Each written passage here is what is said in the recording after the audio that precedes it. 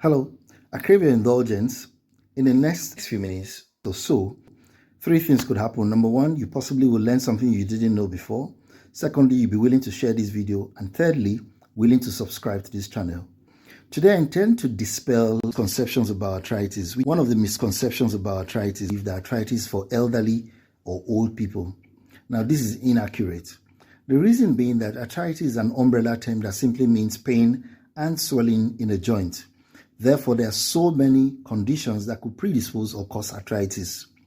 Now, it is true that certain types of arthritis more commonly occur in elderly people, but it is inaccurate to say that arthritis is for old people. Now, it's important to mention that even children can be diagnosed with having some types of arthritis. And the question you ask is, say children? Yes, children. Children could actually have arthritis. And so, there are certain types of arthritis that are more commonly occurring in children as well. Therefore, it is wrong, inaccurate to subscribe or say that arthritis is a condition for elderly people simply. Now, it's important to mention that when children continually complain of joint pains, please don't be too quick to dismiss what they are saying. It's important that if the pain that they complain about remains consistent or persistent and there is associated swelling, please see a rheumatologist. It's important because people tend to think that when children complain of joint pains, they are simply malignant. This is not correct. Another commonly held belief that arthritis is for obese or people that are fat. Now, this is inaccurate. Some patients that are normal weight are taken aback when they are diagnosed with certain types of arthritis. This stems from the fact that the thinking or the commonly held belief or the presumption is that arthritis for people that are obese or overweight.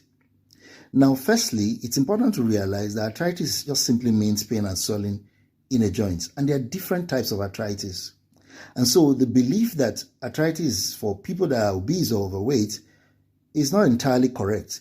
It is certain types of arthritis that are more commonly to occur in patients that are obese or overweight. There are so many other risk factors for arthritis, and I'd indulge you to look out for another video talking about the risk factors for arthritis. And so it's important to appreciate the fact that though arthritis could occur in patients that are obese, it's not necessarily that the patient has to be obese to have arthritis.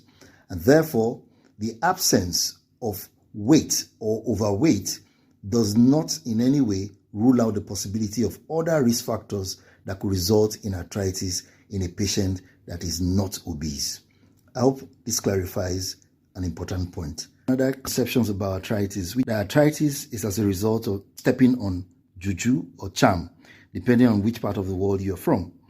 Now, it's important for me to mention that your thinking, perception, assumption as to the cause of the arthritis will actually determine where you seek help. And where this is a problem is that if you seek help in the wrong place, it will result in a delay in diagnosis and possibly mismanagement of your condition. Now, admittedly, some types of arthritis may not be clearly delineated or may fit into a category referred to as undifferentiated arthritis, meaning that they do not meet the very clear-cut criteria that have been set for a particular type of arthritis. Notwithstanding, it's important for you to properly evaluate it by rheumatologists before you arrive at that conclusion. This could potentially be life-saving. My advice is, if you've got pain and swelling in a joint, please seek professional help before concluding that your arthritis is as a result of stepping on juju or charm. Another commonly held belief that arthritis has no cure. Now, this is a misconception and possibly stems from the fact that there is a thinking out there or a presumption that arthritis is a single disease entity. Arthritis simply means pain and swelling in the joint, and so many different conditions can result in arthritis. I'll give you an example. A patient having gout could actually be cured of the gout. This will be dependent on medication use and lifestyle changes. However, a patient having rheumatoid arthritis could potentially require treatment for a lifetime. Now, with advances in medicine, it's possible for a patient to receive certain procedures that could result in potential cures. For example, if a patient has right knee osteoarthritis, the orthopedic surgeon could actually carry out a procedure referred to as arthroplasty, which could result potentially in a cure. Therefore, it would be inaccurate to lump all types of arthritis into one and make a conclusive general statement that arthritis has no cure. Therefore, it's important that a patient is properly evaluated by a rheumatologist in a bid to finding out the cause of the arthritis so as to find a solution.